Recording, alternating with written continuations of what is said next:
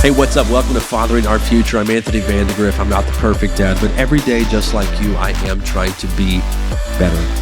I have such a good interview to share with you today. I am joined by Dr. Tim Elmore, and let me tell you, I just hopped off of this interview and then recorded the intro to this thing. This is one of the most insightful conversations that I have had about fatherhood, and I will go back and re-listen to this episode multiple times. So I'm encouraging you, wherever you are listening to this episode at, if you are able to grab a pen and grab a notebook or some paper, you're going to want to do that because there is so much that you're going to want to write down, especially if you are like myself. I'm 35, going on 36. I've got 4 kids, ages 1 to 9. So much of what was shared is applicable for me, but even if you're outside of that, I don't care what phase of fatherhood you're in. Dr. Tim Elmore, he has children in their 30s. They are employed. They're out of the house, and he's sharing tips for you too. So anywhere between where I'm at and where he's at, you are going to be blessed, and you're going to be benefited by listening to this episode. I'm going to shut up and get out of the way. Here we go. Well, Dr. Tim Elmore, it is a privilege to have you on the podcast. Thank you so much for being with me. How are you doing today? I am doing well, and I'm looking forward to this conversation. Well, I am very much looking forward to this conversation. For anyone who may not know who you are, I'm going to just give a very watered-down bio here, just for the sake of time. But you're a leadership expert. You are a generational expert, author of several books, and I think you focus on 2 things that we as fathers really need to focus on ourselves. I think dads are leaders, and developing our leadership abilities helps us become better fathers. And then the generational component that you focus on, I think, is very key for us because our generation is not like the generation that went before us, and it's not going to be like the generation that comes after us. Yeah. And I think sometimes we take that for granted. So these are kind of the 2 main ideas that I want to be at the heart of our conversation. And I just want to, again, say I appreciate this. This is a privilege. Years ago when I started in youth leadership, I was focusing with a group that was 12 to 18, and a friend of mine who's a big fan of yours, his name is Tim. I probably think that's a coincidence, but he recommended your book, Generation IY, and that was a great read, very helpful for me. I know you've written multiple books since then, but highly recommend anything that you put out for fathers listening. But one of the things that I want to start out addressing is I'm Southern. I'm from Texas. And one of the phrases that I heard a lot was, I've been there, I've done that, I've got the t-shirt. And a lot of times that's a mentality for fatherhood as well. I was a kid like you're a kid. I was a teenager. I know all the stuff you're going to do. I went to college. I get it. I get it. You don't have to tell me. And sometimes that's how we almost just instinctively approach fatherhood. So let's start out by first getting your thoughts on this whole been there, done that mentality when it comes to fatherhood. Yeah, that's a great question that you pose. Well, I think most listeners would agree. We certainly wouldn't take that been there, done that mindset with our workplace because things are evolving all the time. We do that at our own demise, to say, oh, I understand everything. So if we need to keep growing at work, we certainly need to keep growing with these brand new kids growing up today that are growing up in a fundamentally different generation, usually 2 generations after ours. So if you're a millennial, you may be raising Gen Alpha or Gen Z, and it just requires us to be, and I'm going to give you 2 words now that are key. I think great dads, great parents for that matter, are both timely and timeless. So there is a portion to fatherhood that is timeless, that we may say, I already know what they need to learn. That is true. There's some timeless virtues and values that we draw from Scripture, honesty, work ethic, love for God, et cetera, that we know they're going to need to learn. But the timely piece, that's where we've got to keep growing and learning because they are growing. I just read this recently. Generation Alpha children, the ones that are younger today, maybe middle school and younger, are going to be interacting with robots as much as they do humans when they're adults. I'm not ready for that, And so I think if I was a dad of an 8-year-old or a 10-year-old or a 12-year-old, I would be thinking, oh my gosh, I need to be reading up. Yes, you do. So there is something that we can be susceptible to, Anthony, that I think we ought to talk about now for our listeners' sake. It's called the Dunning-Kruger effect. The Dunning-Kruger effect. So there are two psychologists by the name of Dunning and Kruger, David Dunning and Justin Kruger, who came up with this in 1999. They noticed in experiments and research that when someone learns something new or begins to understand something, but they're at the beginning, they tend to overestimate what they know. So let's say you learn something about, I don't know, outer space or whatever. You're so excited about the epiphany, you go, oh my gosh, this is great. And your subconscious thinks, oh, I know more than I do. And you and I both know the more you learn about something, the more you realize you don't know. Correct. So the Yes. Dunning-Kruger effect says it works just the opposite of what it ought to be. You tend to overestimate your knowledge early on and stop learning. But if you do increase study and research and so forth on any topic for that matter, you tend to go, oh my gosh, there's so much more to know. So dads listening, I would just say to you, take it from a dad of two 30-somethings. I am still growing to this day as I parent my adult children totally differently now. They're out of the house and gainfully employed, I might add. Thank you very much. But I'm really paying attention to the Dunning-Kruger effect when it comes to that. It's easy. One more thought, Anthony, and then you can Yeah. volley back. It was easy for me when my kids were in early childhood or elementary school to feel like, okay, I know Bethany, I know Jonathan, I know the personalities they've got. And then as those kids move into tweeners and adolescence, they change. Yeah. So our son, Jonathan, migrated from a hyperactive young boy to a much more mellow teen. That just happened to be how he evolved. So I needed to lead him differently. So I think the key is to keep learning and keep growing as your kids continue to grow and learn. So I'll stop there for Yeah. that one. No, but I think that's really important. I think it means that much more, even coming from you. I mean, Yeah. this is what you focus on with leadership and studying the different generations and all the different patterns. And it's not just that you do this as some sort of an outsider, but you're a dad in the conversation as well, saying, I got to actually put it to practice. And so, Yes, it's so true. yeah. So hearing that from you, I think amplifies and gives a little more weight to the testimony, if I can put it that way. So I guess let me say this, or let me ask this rather. For the dad listening who's thought to themselves, yeah, I mean, I know how to, I've survived. I can get my kid to do the same thing. How do they maybe break the cycle there? And if they've not been prone to learning, what are maybe some disciplines that they try to implement early on to help them become a bit of a lifelong learner? Okay, good. Well, there is an acronym that I am practicing now with my adult children and with young team members for that matter. But it's 4 words that spell ALEG, ALEG. So you know how we've said for years and years, this is the leg you got to stand on here, Yeah. Yes. So the letter A in ALEG reminds me I need to start with asking, not telling. We dads are consummate, usually anyway, teachers. We're going to tell them the way it was or the way it is, or when I was your age back in the day, here's what I did, And of course, our memories are reconstructed. We think we were amazing back then. So I would say the letter A is I always start the conversations when I think I know something, but I'm talking to my own kids. I want to ask. You ever stop and think about this? When we ask, they feel valued. Yeah. Whenever someone you is older and you admire asks you a question, you feel like, oh, you want to hear from me? So I think ask questions and admire. I would drive into the garage every day when my kids were younger and come up with 3 or 4 questions I wanted to ask them when I walked into the door. Why? Because I've been thinking about my work all day. Right. And now I was thinking, okay, Bethany had the quiz today. I want to see how that went. Oh, Jonathan had the rehearsal today. I want to ask about that. But I was ready to engage, fully present with my kids when I was asking.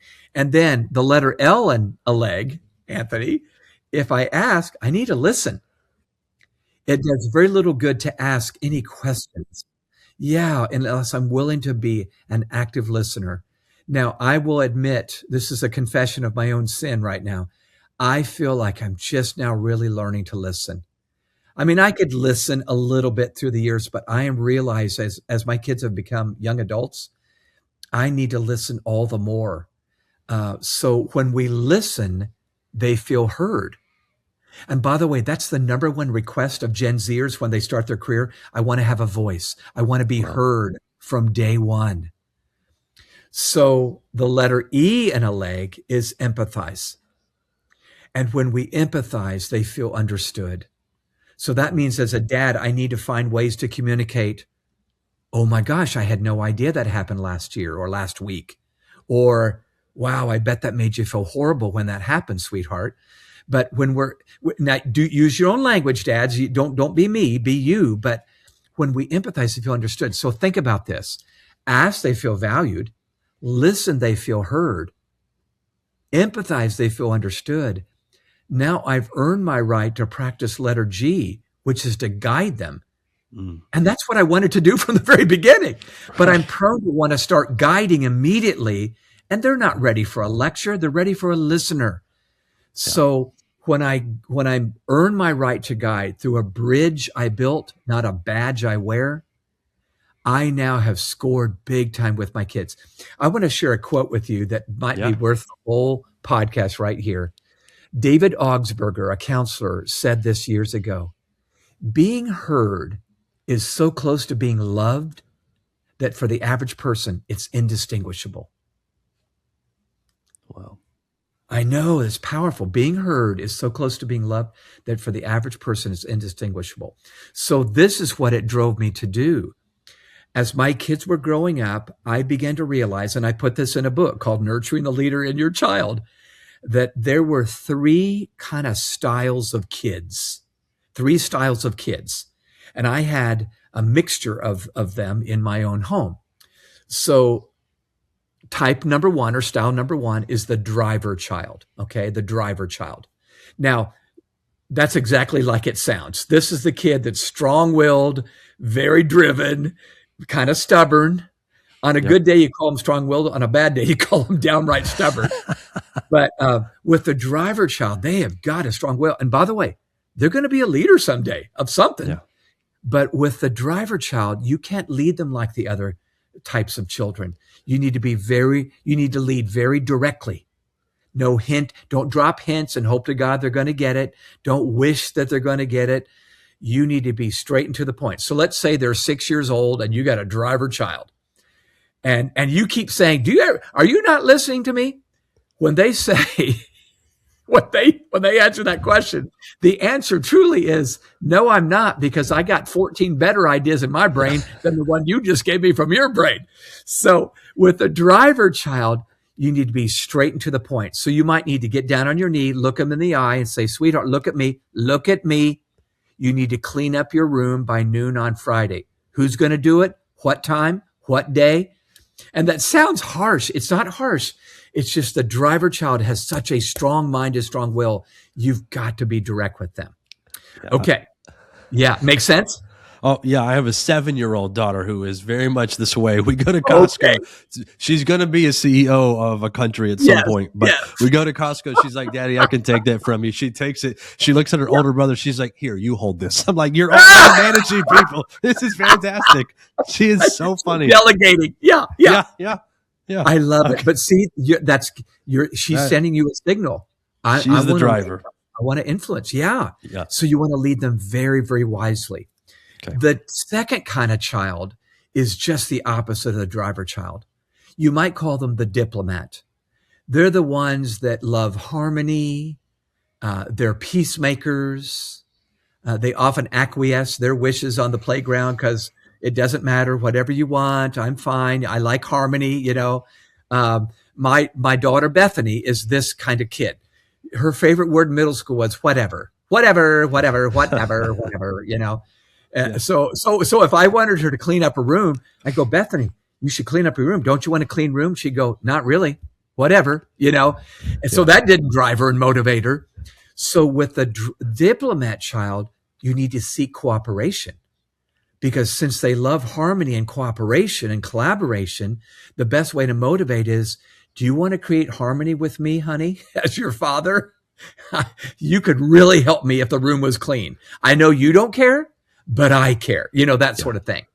So if you talk to a diplomat the same way you did a driver, they'll be in tears in less than 5 minutes, Yeah. because you are just hard and harsh, you know, that sort of thing. So they're often very sensitive, and you just got to lead them differently.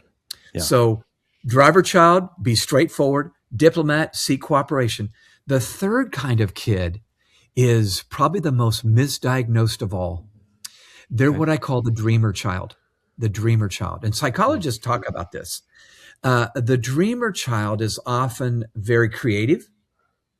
Sometimes they're visionary. They have little vision, lots of imagination. And this was my son, Jonathan. He was a dreamer. In fact, he was often in La La Land at dinner time. Hello, Earth to Jonathan. Come in, please, you know. But the dreamer child is misdiagnosed because we often assume something's wrong with them. They got ADHD or something. They Mm. might, but with Jonathan, it wasn't ADHD. He just was a dreamer child. So here's an illustration. If I wanted Jonathan to clean up his room by noon on Friday, so I'm talking to him Friday morning, you need to clean up your room. I'd walk in a little bit later. Not only was the room not cleaned up, there were 3 new construction sites going up in the room. And I said, Jonathan, what are you doing? Dad, I had an idea, you know? So with the dreamer child, since they're kind of creative and imagination, offer options. So same goal, clean up the room by noon on Friday. But if you could offer, here's 3 different ways you could do it. You get to choose and use your own creativity, but I do need this goal reached. The key is you got to lead based on who they are, not on who you are. So Mm. this nonsense of been there, done that, already know how to do it. Read them before you lead them. In fact, That's my good. metaphor, Anthony, is play chess, not checkers. Yeah. If you play checkers, all your pieces look alike, they all move alike, you treat them all alike. My 2 kids out of the same womb came out so different. Yeah. So I had to play chess, not checkers. I'll stop there, but I just think it's critical that we get this right. Yeah. Yeah. I feel like I could just stop things right there, and we have so much to digest as fathers that's so helpful. You diagnosed 3 of my 4 kids, and I'm over here laughing because I've written down Reagan is the driver, Jojo, my third, is the diplomat, and my son Frankie is definitely the dreamer. Oh, You literally, whatever you described about Jonathan, I'm just like yeah. thinking this is what my Yeah. son does on the Yes. regular. So this is very funny. But no, I hope for the fathers listening that they Yes. will go back and rewind and take in everything one more time. I want to go back and just re-listen to everything and take all in, because for me, so much of this is applicable. And, you know, you're Yeah. talking in an age Yeah. demographic where my kids are. I'm currently at 9, 7, 5, and almost Yep. 2 with the 4th one. So Yeah. she's the wild Wow. card. I don't know what she's going to be. Yes. Right now, Yes. she's just a terror, but she's beautiful. Yeah. So we'll Yeah. leave it at that. We'll get by with everything. Hey, one more Exactly. thought real quick on that. Yes. Yes. Sometimes your child can show up as a driver one place and a different kind another place. So the context may, like at school, you ever hear comments about your kids at school and you go, are we talking about the same kid? you know, you know, yes, we are, but she's one way in the classroom and another way in at home. So just know the point I'm making, I guess, is I got to read them before I lead them. That's why asking and listening is so important to really lead in a genuine way. Yeah. Yeah. No, I think that's so good. I've talked about in other ways, not as eloquent with the acronym, but the component of communication, it's not just talking, it is listening. And it's just as important, if not more so important. So no, I think this was wonderful. All right. So I think we've given dads a good reason, if not to just, you know, die on the hill of been there, done that, to continue learning and some steps forward in that direction. Good. I want to focus more on the generational component of our kids, like you mentioned earlier. Yeah. My son's 9. You mentioned 8 to 10-year-old. I'm going to start reading up on how they're going to be dealing with robots just as much, if Yeah. not more, as they're dealing with humans.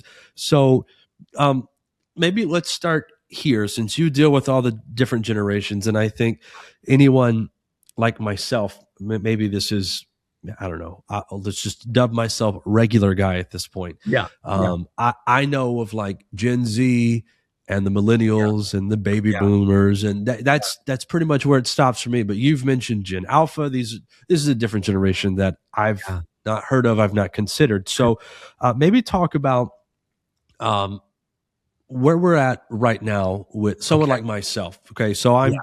I'm 35. My oldest is 9 years old. Some people are going to have teenagers at this point. So Yeah. the teenager to the 6-year-old range. What generation are we looking at here? And maybe what's the distinction between them and what we're familiar with as Yes. millennials? Yeah. Good. That's a great question. Let me try to make this clear and simple.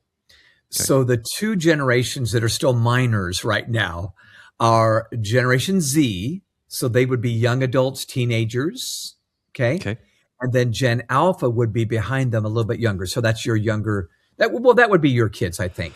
Yeah. So Gen Alpha, Gen Z really grew up in the 21st century. Gen Alpha has grown up really in the second decade of the 21st century. Okay. Okay. So Yeah. they would be elementary school, even down to toddler. Okay. Okay.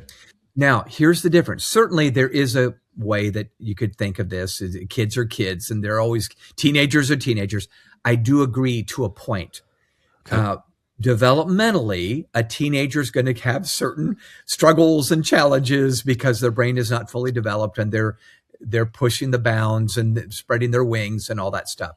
Yeah. But the culture in which they grew up does make them slightly different. So a teenager today, it looks different than a teenager in my generation. We had no social media growing Right. up. So, and you even got it later, didn't you? Yeah. Later when you were a young adult. So let me put it to you this way. The millennial generation, which many of you listening are millennials, okay, in your 20s or 30s, let's say, grew up with a cell phone, okay? Gen Z grew up with a smartphone, game changer. Yep. Gen Alpha is growing up with AI, Chat GPT, and the robot thing, and being able to decipher what's real and what's AI when we watch a video.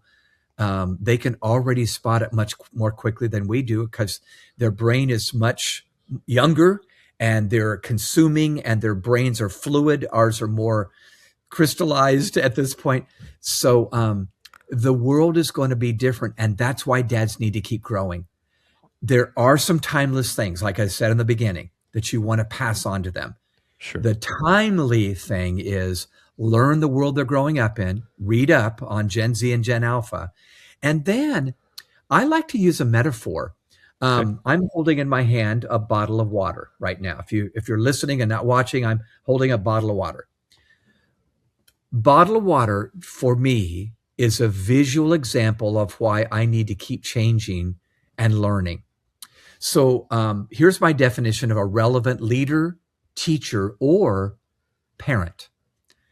I believe relevant parents use what is cultural to say what is timeless. I'll say it again. Relevant parents use what is cultural, the world they're already familiar with, to say what is timeless, the world they may not yet be familiar with, right? Biblical concepts, perhaps, okay? Yep. So here's where bottled water comes in. I believe this bottle of water is a picture of both the cultural and the timeless. Here's what I mean. The water inside the bottle is timeless. Civilizations all down through history have always needed water, right? Yep. The container I pour it from is timely or cultural, okay? This is a 2026 model, okay, put out by Publix, okay? Yeah. So it's ancient Egypt did not pour from a container that looked like this, okay? Right. So Right. what keeps changing? We keep changing the containers to get the water to the people in this generation. Dads, are you willing to change your container to deliver what needs to be delivered to your children? And it's silly to sit back and go, well, bless God, that's the way I learned it back in 1999. They'll have to learn. That's ridiculous. Why baptize the way we deliver content? Find ways. In fact, later on, Anthony, I hope we have time to get to this. How do we Yeah. connect with them better? And I'm telling you, I had to change. They're not interested in a lecture from dad. They are not. Okay. And we kind of know that. But Yeah. how can we create experiences and how can we make it participatory? How do we use images better as we deliver content? I'm telling you, we need to pour from a bottle they're going to drink from. And so I'll stop there for now, but I think that's going to be key. Yeah. No, I think that is a beautiful illustration. I think even what you described is even a biblical concept. I mean, Yeah. much of what is, talked about in the New Testament, the Yeah. writers, Paul largely, he is using things that they could Oh, see in their culture to speak of something that came historically about God from the Old Testament, and just to bring it and make it relevant. And so I think yeah. that's a beautiful, beautiful Yeah. take to have when it comes to communicating with our kids. Talking about the differences that our kids have, they're growing up in a different world. I think sometimes we have the tendency as parents to like the way that we grew up and act like it was the golden days. And so when we think about our kids growing up, I hear more than the positives, all the negatives. This is going to be so bad for the kids. This is going to be so difficult to try and bring in and correct and all this stuff. I want your take on this with Okay. them growing Yeah. up differently. Not necessarily what are the negatives, but what are the strengths that we Yes. can look for in our kids that we can kind of make some adjustments ourselves Yeah. to nurture Yeah. those strengths that they're going to have that we didn't. Yes. Great, great, great point. Okay. I have two thoughts Okay. and only two. I'm just kidding. This is all I got, Anthony. That's all right. No, my latest book is called The Future Begins with Z, Gen Okay. Z. In fact, I call it 9 Strategies to Lead Generation Z as they disrupt the workplace. So here's what I talk about in chapter 1. Young people today are ushering in, as they start their careers, the Peter Pan paradox. The Okay. Peter Pan paradox. So we all remember that character Peter Pan, right? We probably watched the Disney animated classic movie or Yep. read the book or saw the play or whatever. So remember Peter Pan. He was this amazingly winsome character who could fly over the city of London and sprinkle pixie dust everywhere. He was just this magical creature. The downside of Peter Pan was he wanted to live in Neverland, where you never have to grow up. So I believe in culture today, we are seeing something magic and tragic happening at the same time. Mm. Here's Peter Pan in a nutshell in our young people. I believe the age of authority is going down. They're moving into adulthood and they know stuff we don't know. If they've had a phone or a portable device in their hand, I'm telling you, they are intuitive about it. They have visibility on the future more than I've got as they start their careers. 42% of Gen Zers are helping their companies as they start their career with AI because they just know how to do it. It's amazing. So bosses are going to have to listen because they're going to learn something from someone younger than them. Yeah. That's weird, isn't it? Yeah. So the age of authority is going down. They don't need a badge or a title to have some authority on certain subjects. And by the way, if you have a teenager or you're a soon-to-be teenager, get ready. You will have to admit, I'm both teaching and learning from them. Mm. And it is a weird, different day, but just know it's happening. Yeah. Okay, so that's the one part. The age of authority is going down. At the same time, the age of maturity is going up. So I have lost count of the number of university deans and employers that have said to me, 26 is the new 18. Oh, wow. Think about that. 26 is the new 18. In other words, what we expected at one time at 18 years old, you're a man now, let's take responsibility, or you're a woman now, let's take initiative. it's happening much later. They're socially and emotionally later, developing later. They're not dumb. They're not stupid. In fact, they're smart as a whip oftentimes, but the maturation is happening. So you can imagine how confounding that would be for a dad or a boss at work to see, my gosh, they're coming in with some natural authority on what they know, but they're not mature enough to look me in the eye, shake my hand, talk to me face to face. They want to text me. So here's what I've noticed that might be super relevant for listeners right now. This is an observation. I don't have any scientific proof except anecdotal. I'm observing thousands of kids every year as I work with companies and schools. I am seeing now, and this is a big idea. This may need to be another podcast for another day. I'm seeing the slow extinction of childlikeness, but the extension of childishness. I'll say it again. The extinction of childlikeness. So let me explain that. In other words, kids are losing their innocence and wonder and trust more quickly because they're exposed to adult information on their tablet or their portable device. So, I don't know how, I still believe in Santa Claus and, whatever. I kept my innocence because I'm so old. I didn't have it taken away from me.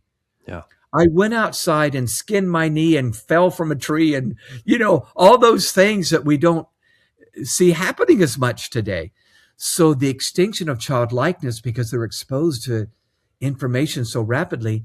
But I wonder, Anthony, if they're not getting a true childhood, are they wanting that childhood in their 20s and maybe even 30s because they never had it at 9? Wow. And I know this is very sobering and almost a doomsday. I don't mean to be doomsday, but I think we need to be intentional. Number one, let them be a kid. Your kids are young. Let them be kids. Get them outside. Skin their knee. Don't supervise them when they're playing. We think we got to supervise everything. It's part of the reason they're not maturing is we're adults are overseeing everything. Man, I remember playing pickup baseball when I was 10 years old. We had to choose our own sides and umpire our own games. I learned conflict resolution really fast on the field out there. Yep. And I don't mean to overspeak. Please hear me. I don't mean to overspeak, but I'm just thinking, let's let them be kids. So when it's time to be grown-ups, they're ready to be grown-ups. They're ready to graduate school and jump into that career and be so ready for adulthood because we gave them a childhood. So I'll stop there, and you can throw back anything you want to, but I just feel like we got to be parenting wisely, even more than my parents had to be when I was a kid. Yeah, no, I think that's great. I made a little note here as you were talking because I think this Mr. Fix-It mentality that we all have as dads, I'm listening to everything you're saying. I'm thinking, well, then how do we fix this? Because I think for some dads listening, here you are, you're the generational expert and you're saying, well, this is kind of the way that it is. And you're just thinking from my perspective, oh man, well, how do I fix that? Because I don't want that to be the case. And I don't know that any of us really do. I mean, I love my kids to death. I just also really love my wife. And I'm kind of looking forward to the empty nesting stage. Like we can go and do our thing. We love our kids and we'll see them when we see them. But there's a part of me that's just like, I don't want my son to live in the basement until he's 30. I want him to take initiative and go. So I wanted to ask, how do we fix it? But I think you addressed it in, let them be kids and let them do things. And I know I have heard a lot of people have concerns because they hear crime rates are up and they hear that, well, there's a big risk of, my child could be trafficked and things like that. And from what I've seen in the research, it's not really as likely as people might think it is. It's just you hear it, it's traumatizing, and it kind of cripples you. And so we have found little workarounds around that. I let my kids ride their bike around the neighborhood unsupervised, but they have a walkie-talkie. If they need me, walkie-talkie dad, like I'm here, like you don't have a phone, but it's adventurous, right? Like they're out, and if they want to just say something stupid, they can. And so I think there are ways for us as fathers to work around my kid has to have a tablet to function. I don't think that is the case. Our kids use an iPad only to talk to their Gigi in Texas now that we've moved. So that's the only reason they ever touch it. But My I hat's do. off to you, Anthony. Can I just interrupt you? Yeah, yeah, I love how you're thinking this through, and even small steps like that. You're still in touch with them, but they're getting to do it and figuring it out. yeah, So think about it. The stakes are low right now. If we're doing all the problem solving and they turn 25 or 30 and now the stakes are high and now right, they're being exposed to it, that's not good. So let me right. give you a little bit of a real quick download that I Okay, picked up years ago. I did a blog that happened to get 1.2 million shares, and I thought I must have struck a chord here. you did it right. I think we risk too little, we rescue too quickly, and we rave too easily.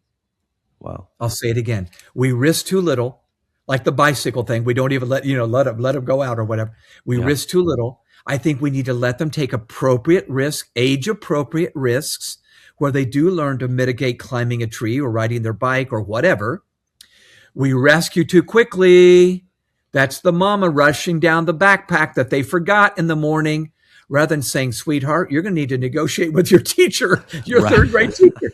And I think the stakes are relatively low. If they get a B instead of an A, it's okay. Yeah, But let's learn risk now. And then we rave too easily. We have used the word awesome way too much. yeah. We tell them they're awesome for putting the fork in the dishwasher.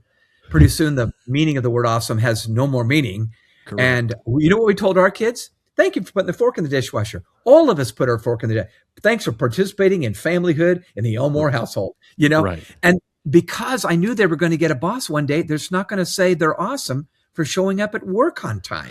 Right. So anyway, listeners, take this to heart. We risk too little, we rescue too quickly, we brave too easily. You amend those and give them appropriate praise, appropriate risk-taking ventures, and don't rescue all the time.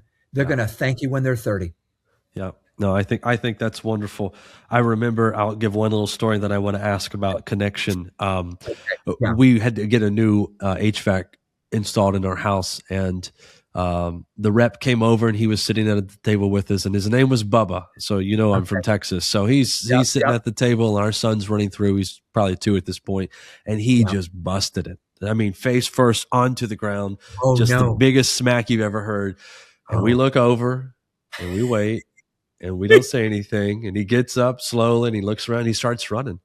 And we just turned back to Bubba, like, all right, keep going. And he stopped and he said, I'm just going to go ahead and say, what you just did was awesome. He was like, I haven't seen anyone do that with their kids in a long time. He was like, but way to go, guys. I was like, That's awesome. That's yeah, funny. That is I so don't know. funny. Maybe it's a Texan thing, but yeah, I think this is great. We risk too little, we rescue too quickly, and we rave too easily. Yes, this is something that we should amend.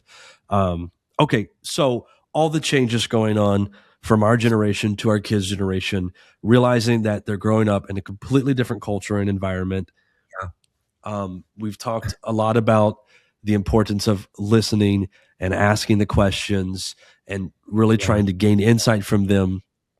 How do we bring this to the point of where we actually connect with our kids and we have this Yeah. good relationship? Because I think as a dad, while legacy is something that is in the back of my mind, something that I want to continue, I think what I want most is I want my kids to still like me when they're out of the house. I don't want it Yes. to be an obligatory love. I want it to be like, hey, Dad, just thought I'd call you because wanted to chat. So how do we get that connection with them? I have a little list that I put together knowing that we'd be talking about connecting with our kids. It's something that I started doing that was just game changing for for my two kids, both my son and my daughter. Um, and I want to just share it real quick. So these are 5 steps. I Okay. don't know if steps the right word, but 5 experiences that I felt like really helped me connect with my kids and um, help them grow up. So one is, all right, now you get ready. I'm Do ready. something scary. Do something scary. I feel like we talked about earlier, we are so safety oriented, and we should be, Yeah. but we've been way too much safety oriented physically and not as much digitally. That's where I think the real danger might come when Sure. they're with perpetrators online or whatever. So do something scary. So I took my son up to Minnesota, didn't matter where it was. We went into a parking lot with our rental car, and I said, Jonathan, by the way, he's 12 years old at the time. I said, Jonathan, I want you to drive this car. He said, what? I said, I want you to drive this car. He said, Dad, that is illegal. That is illegal. I said, Jonathan, we're not going to go out on the main road. We're just going to drive in this little parking lot. But I want you to try to handle this big 2-ton vehicle and see if you can do it. He goes, Dad, Mom will not like this. I said, Jonathan, just a few minutes. I had to talk him into it. But bottom line, I talked him into trading places with me. I'm now on the passenger side of the car. He's on the driver's side. I explained the ignition, the accelerator, the brake, the steering wheel, and he starts driving that car. He came alive. Oh yeah. But the point was, he was scared to death, and he realized he could drive that car, even though he could barely see above the dashboard. We stayed in a parking lot. We didn't go out on the main roads, but we had a talk after that about growing up. Yeah. In fact, I said, when you become a man, this is how it's going to feel. You don't know what the heck you're doing. But just like it was in you to drive this vehicle, it's in you to drive your life. And I talked about being a driver, not a passenger in life. Don't go along for the ride and let somebody else figure it out. You figure it out. So do something scary. Number 2, meet someone influential. Meet someone influential. So I took my daughter to the National Day of Prayer a number of years ago when she was still young, because I wanted her to meet in the Capitol building where they have the National Day. I wanted her to meet congressmen and congresswomen and senators and government officials that, these were influential people that are voting on legislation. And boy, she got good that day at looking them in the eye, shaking their hand. Hi, my name is Bethany. What's your name?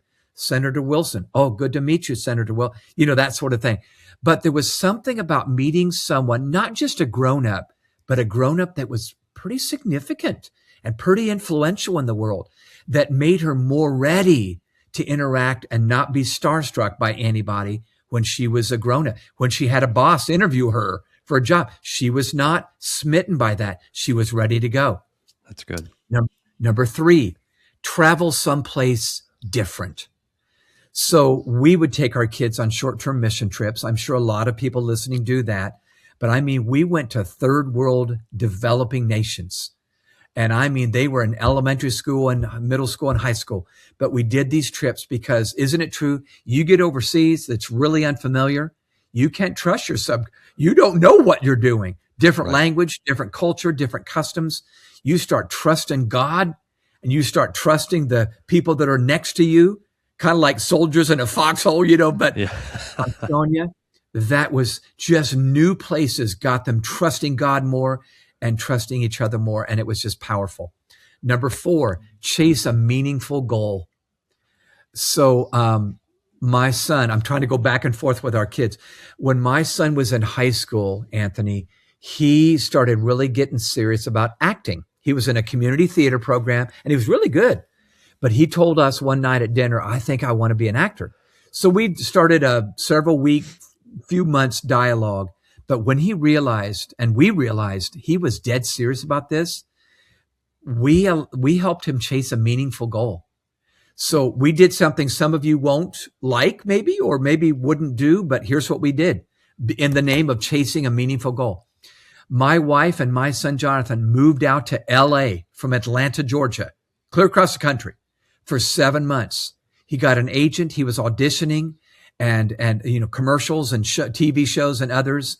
And he got some work out there, but he made some discoveries. More importantly, that's where he really discovered his walk with the Lord. He'd grown up in our home as a Christian, but he really had his own encounter with Jesus. And he decided at that point out there that he wanted to be behind the camera, telling the story rather than an actor in front of the camera. That's just a part of the story. So it was powerful. So the final one is wait and work for something you want. Wait and work for something you want. I'll tell a quick story on this one. I have a friend named David, and he and I and a few other dads created a rite of passage experience for our sons when they were 12 years old. It was 5 dads and 5 sons, and the sons were all about 12. Dads were, the same station. And we felt, together we could probably do something. Alone, maybe not, but together we could probably do something. So we arranged for them to meet mentors. They met a colonel in the military and a pastor and a business owner but one of the dads, David, had a son named Nick that during that year wanted a brand new iPod. Now, you remember iPods? This was way back in the day. We don't even use them anymore. But if you remember, there was a brand new iteration of iPods that just came out. And I'll never forget how David, the dad, led this interaction. So he and Nick, his son, walked into the Apple store, saw this brand new, beautiful iPod with new features. And Nick goes, "Dad, I got to get this. I got to get this. There's only one left." Well, David knew he had the money for it. And he knew Nick did not have the money for this. So he goes, "Nick, how much you got? Let's put it toward the goal." Nick goes, "Dad, I don't have anything." So David was faced with a quandary, but he did something so wise, I felt like. He said, "Nick, since you got no money and I do have money, here's what we're going to do. I'm going to buy this iPod and it will be mine, but I'm going to put it high up on a shelf and you can make monthly payments until you paid it off and you'll get it. So I'll secure it for you, but you're going to learn to make payments and wait and work for what you want." I mean, isn't this growing up 101? Yeah. So Nick paid it off. It took him like 6 months mowing lawns and stuff like that. But Nick paid it off. And David told me later, "I've never seen my son so grateful for anything." He had a gadget, in his hands. So do something scary, meet someone influential, travel someplace new, chase a meaningful goal, and work and wait for something you want. Those seem to be connection points that my son and I today still talk about. It was pretty potent. Yeah. Yeah. I think these are wonderful. I have kind of a legacy question that I tend to ask my guests, and I feel like you have answered it in 14 different ways, but I'm going to ask you anyway, as we kind of wrap things up here. Maybe from the perspective of this season in your life, what is your best piece of advice for dads? Wow. What comes to my mind is the further out you can see into the future, the better the decision you make today for your kiddos. In other words, if I make a decision to get them something or whatever, to make them happy today, may not be a good long terms. But if I look out and say, you know what, they're going to be developed better if we wait on that, or if we don't just buy it for them, or if they learn to do X, Y, Z. So the further out you can see into the future, the better the decision you're going to make, really for you and for them, I think, going forward. Yeah. Yeah, I think that's a fantastic piece of wisdom. Dr. Elmore, this has been a fantastic conversation. I have thoroughly enjoyed it. I don't always go back and listen to the episodes that I put out, but this will be on my list to go back and revisit time and time again. I've really appreciated this, and I know it's been a blessing. If you would be so kind to wrap things up in a word of prayer, we can call it a day. I would be happy.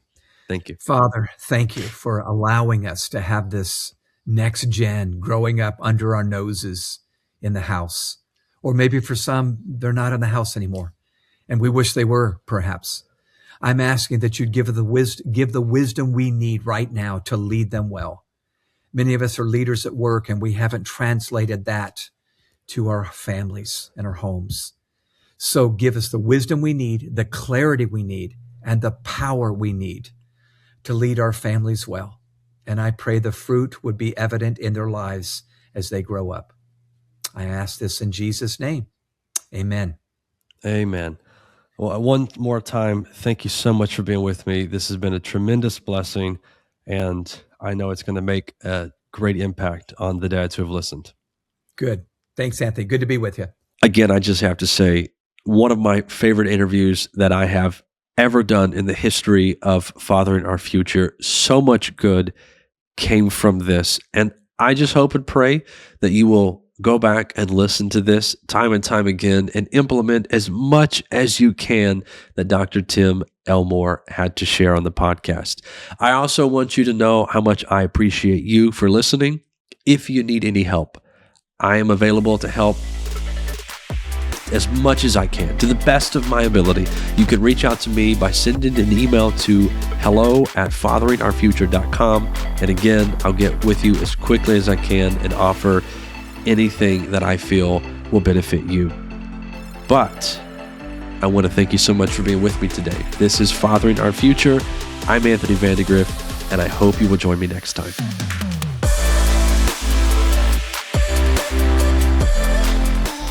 Hey, one more time, I want to thank you for listening to Fathering Our Future. If you're not subscribed to the podcast, please do so wherever you listen and consider leaving a nice review because I would appreciate that. But if you're not connected to Fathering Our Future on social media, you can find it on Facebook, Instagram, and YouTube, and there you're going to get some additional content on a more regular basis that you don't always get here on the podcast. Now, the last thing that I would like to ask of you is that you would consider becoming a financial partner of Fathering Our Future, because dads make a difference, and dads are not disposable.